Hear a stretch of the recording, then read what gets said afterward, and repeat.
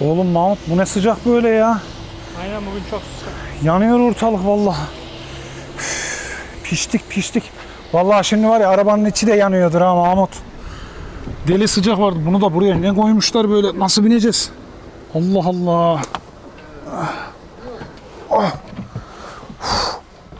Ama Mahmut araba niye bu kadar soğuk? Bu ne oğlum? 5,5 derece diyor. Geçenki yaptığımız buzdolabının kapağını açık bırakmışız. Lan oğlum. Allah Allah. Hele ondan soğuk ya. Buz gibi içim üşüdü valla. Şuna bak 4,6 derece diyor ya. Oğlum bu durduk yere bir sürü enerji harcamışlar. Niye açık unuttunuz kapağını ya? Neyse bir soğuk içecek alak da çek bari. Dur madem böyle buz gibi. Şuna bak ya. Al şunu da sen çal. Al hadi al. Vallahi klimaya hiç gerek yok bence Mahmut. Bu buzdolabını açık bırakalım yeter. Süper. Vallahi iyi ki de yapmışız Mahmut.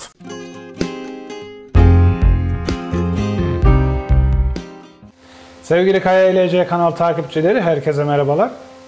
Yine enteresan bir video ile daha karşınızdayız. Biliyorsunuz sıcak yaz günlerinde aracınızda veya kamp yaptığınız bölgede yanı başınızda soğuk bir şeyler bulunsun, soğuk bir şeyler içelim, soğuk bir şeyler yiyelim istersiniz. Piyasada bu araç için satılan buzdolapları ya da kamp amaçlı satılan buzdolapları gerçekten fiyat olarak bayağı pahalıdırlar.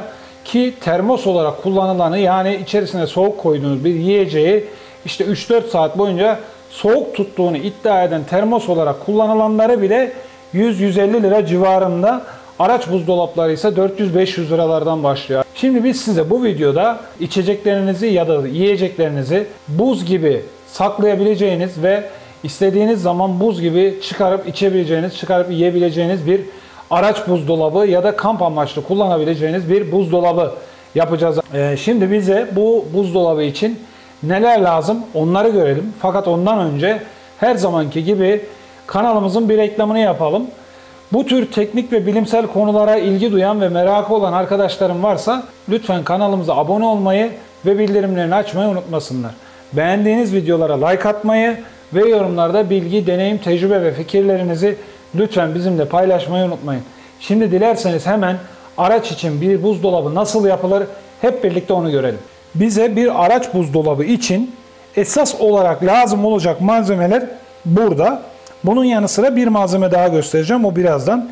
Şimdi bize esas temel olarak Peltier dediğimiz, daha önceki videolarımızda da kullandığımız bu mucizevi malzemeden 2 adet lazım.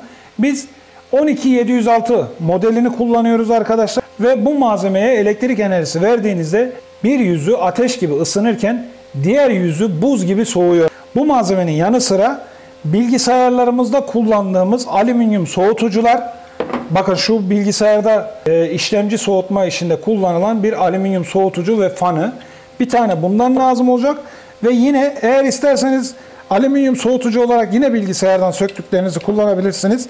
Ama biz böyle büyük bir alüminyum soğutucu kullanacağız arkadaşlar. Ve yine bilgisayarlarımızdan söktüğümüz, hurda bilgisayarlardan söktüğümüz aynı tip fandan kullanacağız sevgili dostlar. Bütün bunların yanı sıra bize bir de bu gördüğünüz strafordan yapılmış kutu lazım olacak. Bu strafordan yapılmış kutuyu izolasyon amacıyla iyi olacağını düşündüğümüz için bu kutuyu kullanacağız ve bu kutunun içini biraz önce saydığım malzemelerle soğutacağız. Dilerseniz hemen buzdolabımızın yapımına başlayalım. 5 litrelik bir su strafordan yapılmış kutumuza döktük. İkinci 5 litreyi dolduruyoruz şimdi. Bunu ne için yapıyorsunuz derseniz, tamamen yapacağımız buzdolabının hacmini ölçmek için. Kaç litrelik bir buzdolabı olacak yaptığımız araç buzdolabı, onu ölçüyoruz arkadaşlar. Aldığımız yerden sorduk fakat maalesef bilmiyorlarmış kaç litre hacme sahip olduğunu. Üçüncü 5 litremizi dolduruyoruz. Dördüncü 5 litremiz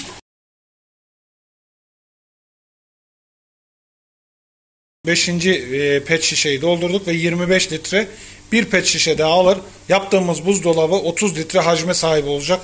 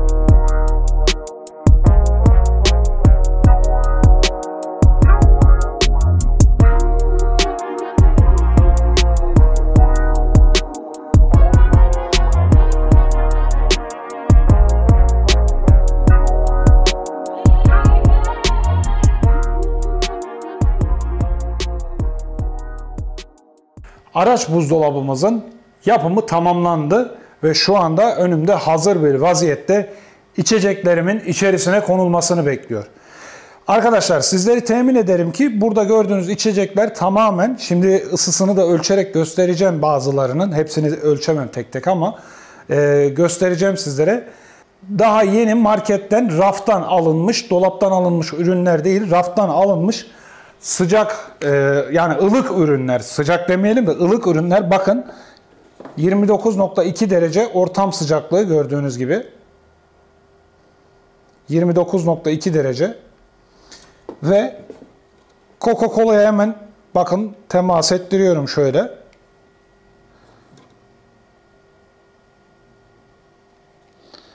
Evet, zaten soğuk olsaydı termometremin buna tepki vermesi gerekirdi arkadaşlar. Gördüğünüz gibi 29 derece falan oldu. Şimdi diğer birkaç ürünümü de göstereyim. Bakın burada soğuk çayım var. Bu da aynı şekilde 28.8 derece. Şöyle hatta biraz daha yaklaştırayım. Gördüğünüz gibi bunlar daha yeni raftan alınıp getirilmiş ürünler. Hiçbiri soğuk değil arkadaşlar. Şunu hatta içine şöyle sallayayım. Görün.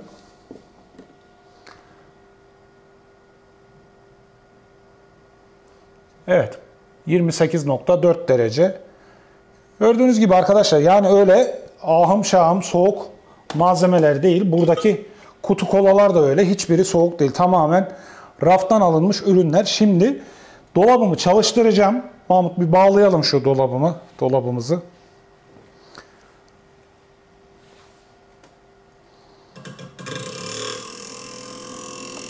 Fan bir yere değiyor herhalde. Heh. Nereydi ki? Heh. Evet, gördüğünüz gibi arkadaşlar burada güç kaynağımdan gelen 13 voltluk bir gerilimle şu an buzdolabım çalıştı. Bakın 27.3 derece, kamerayı şöyle yaklaştıralım Mahmut. Ve bu esnada da şu dış alüminyumun sıcaklığını da ölçebilmek adına sensörümü hemen şu dıştaki alüminyuma tutturuyorum. 29.2 dereceydi ortam sıcaklığı. 31.8, gitgide bu dış yüzeydeki alüminyum daha da ısınacak arkadaşlar. Kutumuzun içeriği de bakın 27 dereceden 26.9 derece, 26.8 derece hızlı bir şekilde düşüyor gördüğünüz gibi ve şu an ampermetrem akım ölçme modunda değilmiş. Onu da ampermetre konumunda bağladık ve 7.46 amperde araç buzdolabımızın çektiği akım arkadaşlar 13 voltta çalışıyor gördüğünüz gibi. Biraz şöyle parlıyor, orayı bir değiştirelim şeyini. Gördüğünüz gibi 13.05 volt çalışma voltajı. Araç akülerinde biliyorsunuz 12 voltla 14.4 volt arasında bir voltajda çalışıyor sistemler. Araç buzdolabımız gördüğünüz gibi 7.32 amperde çalışıyor. Bakın dolabımızın iç sıcaklığı şu anda 25.3 dereceye düştü arkadaşlar. 27.6 derece falandı. Kapalı bir ortamda olduğu için. Dış alüminyumumuzun sıcaklığı da 43 dereceye ulaştı. Bu dışarıdaki sıcaklık 80 derecenin üzerine çıkmamalı arkadaşlar. Eğer çıkarsa peltiyerlerimiz arızalanıyor, bozuluyor. Onun için dış sıcaklığın 80 derecenin üzerine çıkması bizim için kötü. Onun önüne geçmemiz lazım. Şu anda dolabın iç sıcaklığı 23.8 derece. Hemen malzemelerimizi, yani içeceklerimizi dolabımızın içerisine koyalım ve ondan sonra ısının ne kadar sürede bizim istediğimiz seviyelere ulaşacağını hep birlikte görelim.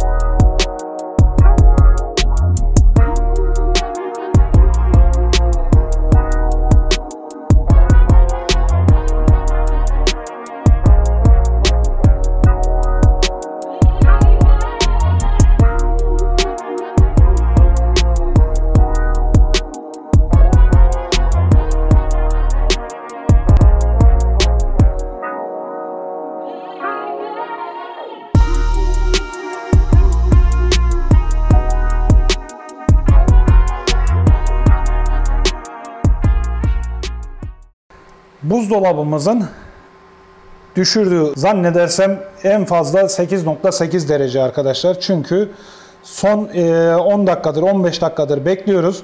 Bu derecenin altına düşmedi. Bakın biraz önce 8.6'yı gördük ama tekrar 8.8 oluyor.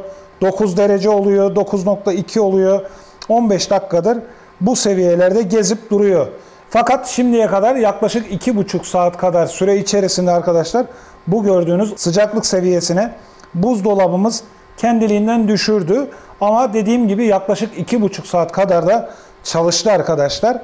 Buzdolabınızın iç sıcaklığının bu seviyelere düşmesini bu kadar beklemek istemiyorsanız koyacağınız içecekleri aracınıza binmeden önce evdeki buzdolabınızda soğutup soğuk bir vaziyette koyarsanız çok daha hızlı bir şekilde buzdolabınızın iç ısısı düşecektir ve bu ısı seviyelerinde içerideki ısıyı sabit tutacaktır arkadaşlar. Bu sayede enerji kaybınız çok daha az olacaktır ve çok daha hızlı bir şekilde içeceklerinizi soğutmuş ve o soğuklukta da uzunca bir süre muhafaza etmiş olacaksınız. Buzdolabımızın bu strafordan yapılmış, yani köpükten yapılmış kutusu yaklaşık 30 litre arkadaşlar. 30 litre bir hacme sahip. Yanılmıyorsam videonun başında bunun ölçümünü göstermiştim.